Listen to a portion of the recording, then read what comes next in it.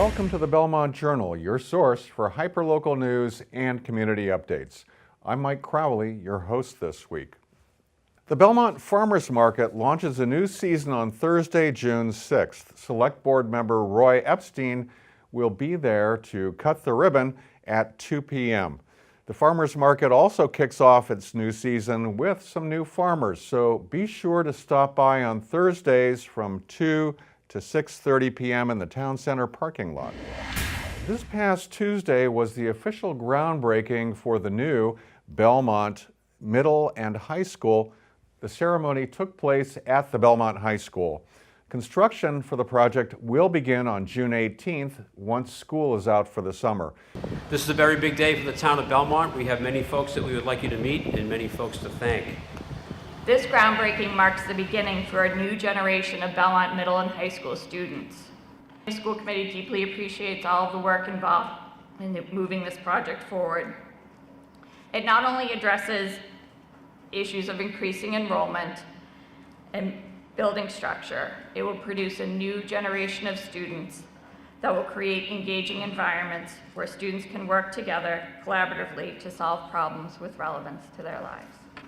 This committee worked hard to develop the project vision, transform that into the design you see now, and are currently working to ensure the construction is executed to make this a reality. Along the way, we continue to work with the MSBA, our partner in this wonderful project. The team worked collaboratively with Belmont and arrived at this solution, ready to start construction on the new Belmont Middle and High School, a grade 7 through 12 school accommodating over 2,200 students, for which the MSBA has agreed to reimburse Belmont a maximum of $80 million. The building committee is working with a lot of partners on this project. However, the most important partner in the project is you, the Belmont community. The building committee has engaged, listened, discussed, deliberated, revised, eliminated, and added to this project based on engaging comments from all members of the Belmont community, young and old, both new to Belmont and lifelong residents. And you know, today is a great day that we join with you and celebrate this partnership between your community, the MSBA, and really the terrific partners that you have selected for design, construction, and owner's project management. And you know, but really, the real important people that are here today are the students. You know, enjoy today. It took a while to get here. It's going to take a little while in order to have that new building. And again, on behalf of the MSBA, we look forward to continuing our partnership with your community as we build this great new middle high school. This continued work of moving this school forward through the years is important to be able to respect the past as we responsibly prepare our students for the future. A huge thank you as well to those taxpayers who are out there and have funded this project at 76% approval. Thank you to all the folks who worked on this campaign. Thank you for everybody who voted for it. And thank you for all the folks in your support moving forward as well. Welcome to This Week in the Citizen-Herald, and welcome back Joanna Tzouvelis, Senior Multimedia Journalist with the Citizen-Herald and Wicked Local Belmont Online. How are you, Joanna? Great, Mike. So segment B, town meeting, we're continuing our coverage. Yes. One of the highlights of the last session was the proclamation issued in honor of Joseph Scally. I love these proclamations. I think this one was especially special because I really liked Joe Scally and I miss him. He passed away February 1st. And he was a town meeting member for 23 years. Mm-hmm. He also was a representative on the school committee for the Minuteman.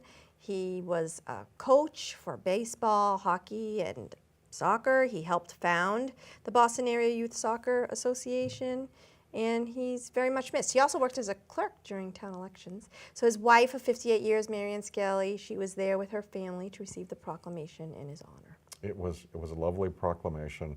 He Yes. was a longtime town resident, born and raised in Belmont. Yes, And he will be missed. good blood. So another thing that was discussed at town meeting was the capital budget. Yes. Why don't we talk about some of the highlights? Sure. First of all, we'll just say that it all passed, right? That's right. With voice votes. There was no roll call on those votes. That's right. And it was about $1.8 million of requests from different departments for capital projects, ranging from replacing the fire alarm system at 3 elementary schools, replacing boilers at 2 of the elementaries. I have that reversed. 3 elementary schools are getting new boilers, 2 are getting new fire alarm systems. And there'll be a new pump truck for the fire department, a variety of things that are needed by these departments, and were all Right. approved. And then the other part of it was the sidewalks and the roads. And there was a lot of discussion on So the that was sidewalks. a total of about $2.2 million for Yes. roads and sidewalks. Yes, Sidewalks, had a lot of discussion yeah. because of the concrete and the issues that there's been with concrete put in recently that has crumbled, unlike the oldest concrete in Belmont, which still looks great. Right, we have stretches of sidewalks that are 80 years old that some people have said, they seem like they're in pristine condition. So what's going on with this modern concrete that's Yes. being laid down in sidewalk repairs? And Director of Community Development Glenn Clancy said it could be either people are putting salt on these sidewalks and they're not supposed to, but it also could be an issue of the concrete being in the truck too long because the truck was stuck in traffic on its Right. way to deliver it. I never heard of that, but that's... Yeah, so apparently it's got about a 60 to 90 minute shelf life, so to Yes. speak, before. And with all the traffic, Right. no deliveries, I guess, at before 7 a.m. or something to that effect is now the new rule. So, Lastly, lastly, supplemental requests. There's $674,000 of supplemental requests from various departments that are not included in the budget for FY20, but the selectmen are still considering whether or not to include. One in particular, a social worker for the Council on Aging, a 35-hour-a-week position for $72,000 a year. There's grant funding for $22,000 of that, so it's really just about $50,000 that they need funds for.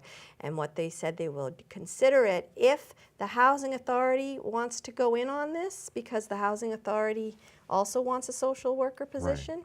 So it's possible that this could get funded if Housing Authority wants to go halvesies. okay. I'll know So, more next week. To be decided. Thank you so much, Joanna. You're welcome. And we will talk with you next time. Welcome to This Week in the Belmontonian, and we're fortunate to have back Franklin Tucker, editor of the Belmontonian. Franklin, how are you? Just fine, thank you.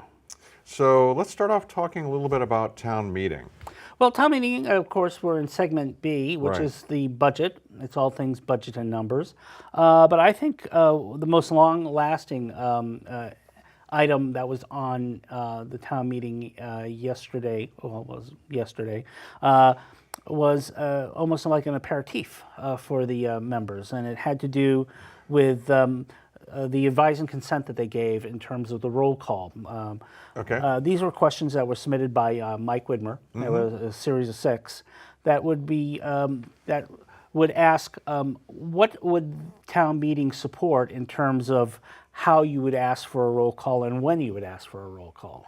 And so the reason why he was asking these questions, and town meeting members were sort of click voting on different options, was to collect information as he and the selectmen consider an article that would be put before town meeting next fall, right? That's right. It will, and he confirmed that last night to me. To you personally. That's right. It will. He's going to take this information, and what he said is that he sees town meeting still conflicted on the roll call. When it comes to roll calls for very close votes or zoning votes, like you need 2/3, there is support for that, but there isn't really a support for everybody voting. But it's such a close margin. Yeah, it is interesting how conflicted the town seems about this. And that's what Mike was worried about, and that's why he said that the next step is going to take this information. We're going to then have a public forum and have everybody talk about it, and then go to the select board, and the select board will then begin their sessions on writing the article that will come before special, and he believes that even then he's going to be reserving an entire night on the fall town meeting for just this one article. Well, so it's possible, and I think he alluded to this, that we're actually talking about more than one article, that we're likely to see a citizen-sponsored article as well. That's right. I think, and I think what that will be is a citizens article that every vote is counted and every vote is recorded.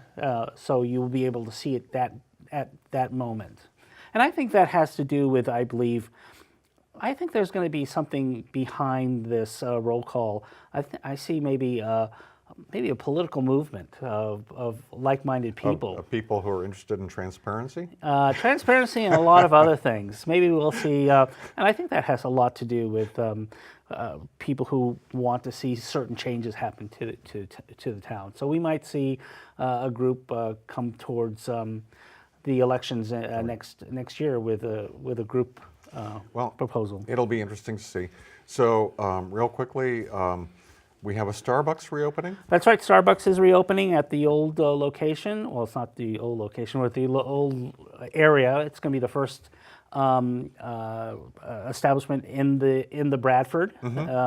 It's going to be a 5 to 9, 5 in the morning and 9 at night.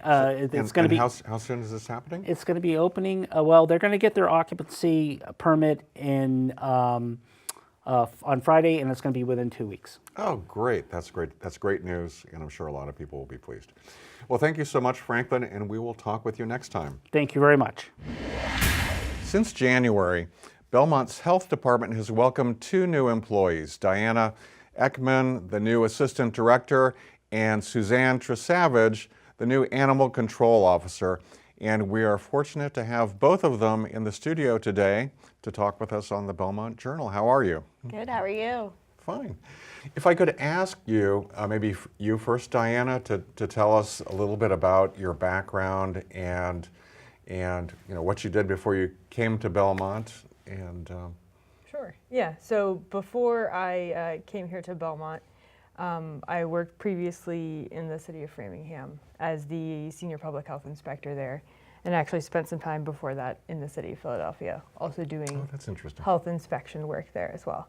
I also have a degree in environmental health from the Boston University School of Public Health. So that's kind of my overall background. Suzanne, how about you? My career started quite a while ago, volunteering at local animal shelters. My degree is actually in communication, so that didn't go very far, obviously. I was hired as shelter staff, and from there actually became a surgical technician at a veterinary hospital, and basically decided that I wanted to be more out in the field and not so much indoors. And so I was hired by Truro and Wellfleet on Cape Cod. I lived down the Cape for about 10 years, and then I recently moved to Boston a few years ago and took a position on the rescue team with the Animal Rescue League of Boston. Okay. And so you've just been on the job here in Belmont about a few weeks, right? That is correct. Okay. Diana, you've been here since January. Yes, since the beginning of January. I know you've had sort of different lengths of time and experience with Belmont, but if I could ask you to sort of share some of your first impressions and what you think some of the special challenges are with respect to, the health department concerns and, animal control issues. So in terms of the health department side of things, I think one of the things that you, of course, first notice when you come to Belmont is it very much is the like the town of homes feeling. That's for me has been kind of a departure from some of the places I've been before. So it's been a kind of a learning experience for me from that perspective. But in terms of all local health departments in the state are kind of faced with the challenge of, we have lots of things that we're mandated to do, so things like, food inspections, pool inspections, camp inspections. Other roles within the department, we have like reportable diseases that are public health nurse, tracks and things like that as well. So there's all those things that we're required by the state to do, but there's lots of other things that we would like to be able to do in terms of education and outreach and things like that. And so time is always the limiting factor for us. But that's a challenge for every local health department, I would say, in Massachusetts. Any special challenges in terms of the health issues that we face? I think Belmont has a lot of strengths in that area, I would say. It seems like, the residents in Belmont have, a higher level of access to healthcare than the residents in a lot of other towns and cities in the state do. So that's definitely a big strength. And it also, from my experience in Belmont, there's a lot of engagement and kind of enthusiasm around public health topics, which is definitely a big asset as well. And so, Suzanne, how about from your perspective? So I'm wrapping up about my third week of being in Belmont, and I must say everybody has been incredibly welcoming and warm. I've had people come stop by my office just to introduce themselves. I've had people flag me down on the street just to say hello, as well as phone calls. So I can't tell you how much I appreciate that, as well as all my coworkers. They've been fantastic. I'm coming after somebody that has been there for 17 years.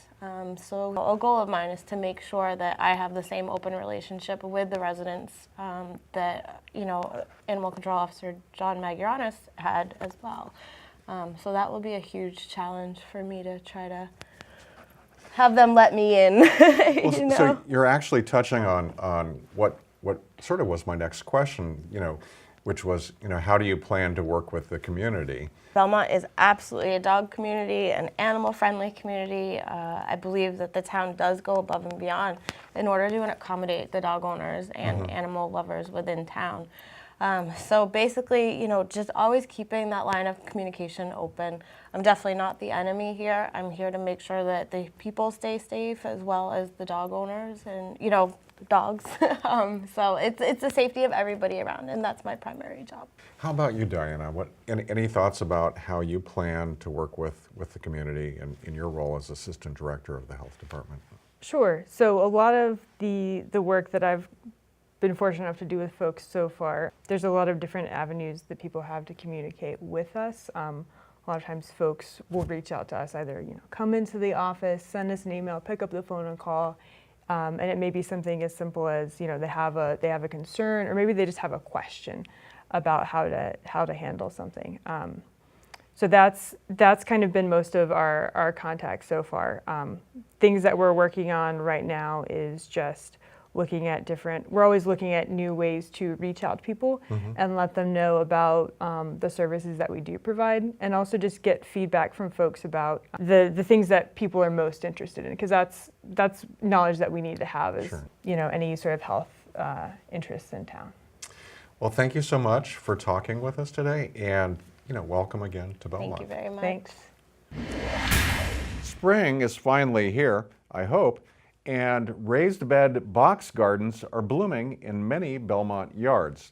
Roger Colton, one of our hosts here at the Belmont Journal, recently met with some locals who explained the benefits and the pleasures of raised bed box gardening. I got into front yard gardening when I realized a couple of years ago that my front yard is actually the sunny spot on my property. And I had, in a sleepless night, I had this idea, how about I try raised beds? Within a day, I got some material from Home Depot and built those raised beds and had someone bring some topsoil, and the rest is history. I think if you're in this for the money and saving money that you don't want to spend at the grocery store, you can't start home gardening. So for me, it's really the pleasure of being outside, seeing things grow, eating something that I literally raised with my own hands. And as I mentioned before, the social aspect of being in my neighborhood and getting to know my neighbors. all these are things that are really important to me, and that's why I'm doing this. You know, I see a lot of people really trying to get the patches where there's the most sun. So for me, I've put this garden patch. It's a bit tucked away, but it is in the front because my house is a south-facing house and I have no sun in the backyard. So if I planted anything in the backyard, it would not grow. So there's some red leaf lettuce. There's one coming up here. There's a few more coming up over there. Yeah, these are going to be carrots. They're nothing yet. They're really nothing yet except a tiny little root. Back there, those green patch is radishes. So hopefully those will be ready in a week or two. It's an interesting process for the kids to also learn about kind of the unpredictability of what you're able to do and how you have to work with the weather. If it's too rainy or too cold, maybe something comes late. If it's too warm, maybe you'll also have some other effects. But they're kind of, I hope that they're coming to appreciate a little bit more how much our food source depends on some of the climate and the weather that we are given, that we really we have control over some elements of it, but not all of it. So I have a daughter who's 3 and I have a son who's 6. They love eating sugar snap peas straight off the bush, and my daughter keeps asking me about the sugar snap peas because we had them last year, when they're going to be ready. And they love eating the tomatoes right off the bush and the carrots right out of the ground. So they're really interested in this, and I find it a really nice way to give them a little bit more understanding about where our food comes from when they actually see it growing outside of the house. And now it's time for our community calendar with Jane Peters. Jane explains all of the things happening in Belmont this week. Hi everyone, I'm Jane and this is your community calendar for next week. Belmont Books is hosting a nearly full week of book events and author talks next week. On Monday, you can join the June Book Club discussion of The Widows of Malabar Hill by Sujata Massey, a fascinating mystery inspired by India's first female attorney. On Wednesday, Jean Diedrich will be in to speak on her book, She the People, a sweeping graphic history of women's ongoing quest for equality. On Thursday, Leah Hager-Cohen and Julie Witz-Schlack will speak on their books, Strangers and Cousins and This All at Onceness. On Saturday, Belmont Books' June Kids Book Club meets to discuss Cinderella Liberator by Rebecca Solnit, a reimagining of a classic fairy tale with a fresh feminist Cinderella. And on Sunday, author Melissa Stewart and illustrator Sarah Brannon will bring their book Seashells, More Than a Home to the bookstore to discuss how shells carry information in the characteristics of their shells. Read more about each book and visit at belmontbooks.com. Kids can learn several great recipes, all involving eggs, at Chop Chop Family's Egg Cooking Workshop on Tuesday at 4 for grades 4 to 6 and on Wednesday at 4 for grades 1 to 3. Visit chopchopfamily.org to learn more and register. English language learners at BHS are invited to a series of free classes about how to support student education. These classes are designed for the parents of English learners and offer a chance to practice English skills. 2 classes in the series are offered next week, one on social emotional learning on Wednesday and one on staying connected with school as your child moves toward middle and high school on Thursday. Both classes are held in the Wellington Community Room at 6 p.m. Tour 10 beautiful Belmont gardens and share the joy of gardening among fellow enthusiasts at the Belmont Garden Club's Garden Tour on Sunday from 11 to 4. The tour will also offer scheduled demonstrations of container and floral design, composting, work from junior gardeners, music, and art in the garden. Tickets can be purchased in advance or on the day of the tour at Westcott Mercantile in Belmont Center and Cushing Square. The Belmont Gallery of Art's newest exhibit, Me and My Sister, My Brother and Me, will be on display from Sunday through September 1st. The gallery hosts a reception on Sunday from 6:30 to 8:30. Work on display features pieces in acrylic paint and fused glass by Richard Hill and Sue Hill Sims. And that's all for next week. If you'd like your event featured in Belmont Journal's community calendar, you can email your event to Jane at belmontmedia.org. On Memorial Day, many Boys and Girl Scouts participate in activities to honor those who have fought for the United States. This year, on the Saturday preceding Memorial Day, local Scouts and many of their parents helped Bob Upton, Belmont's Veteran Services Officer, correctly plant flags and medals on the graves of Belmont veterans. The Belmont Journal was there. Bob Upton, I'm the Veteran Service Officer for the town of Belmont. I'm here today with the cemetery staff who are all working very hard. They've been working hard all week and even before that, preparing the cemetery. They've been cutting the grass, preparing the stones, cleaning around the stones. We've also been replacing flags. Boy Scout and Girl Scouts are from Belmont, as well as some of the Cub Scouts that will be coming today with their troop leaders, as well as some of the parents. And they are volunteering once again this year to help us to write the flags. I'm happy to see everybody here volunteering their time to really make this day kind of special for us, not only today, but also for all the family members of those who are buried here within the cemetery. Our goal and our job this morning will be to write the flags, make sure that they're straight up and down, as well as the medallions facing forward, so everything is nice and uniform. I will tell you, one of the things that I do, I try to do it as often as I can, because it's a show of respect among people who serve in the military, and that is doing the salute. So what I normally do is I will place the medallion pole with the flag straight up and down, and I look at it, and then I step back. And when I step back, I stand at attention and I salute the flag. We're with the Scouts BSA Troop 304 Belmont. It's important for Scouts to show duty and respect to the country by honoring the veterans. It's one of the highest honors and duty that the Scouts can do. Our children can understand a lot by going and seeing, and then you eventually learn because it takes time to be able to understand how much freedom costs. We're here to participate and teach our kids what it's like to be a good citizen and recognize those people in our communities that have not only sacrificed their lives but also sacrificed a lot of their time and effort in order to preserve this country, in order to preserve our freedoms, and also as a form of service. It's really important because my grandpa served in the military as well, and he's not here, but he's in Bedford, and it means a lot to me just to come to the cemetery to support all the rest who have served for us. We end our show with a programming update for your Belmont Media Center channels. Be sure to watch. That's all for now. I'm Mike Crowley, and we'll see you next time here on the Belmont Journal.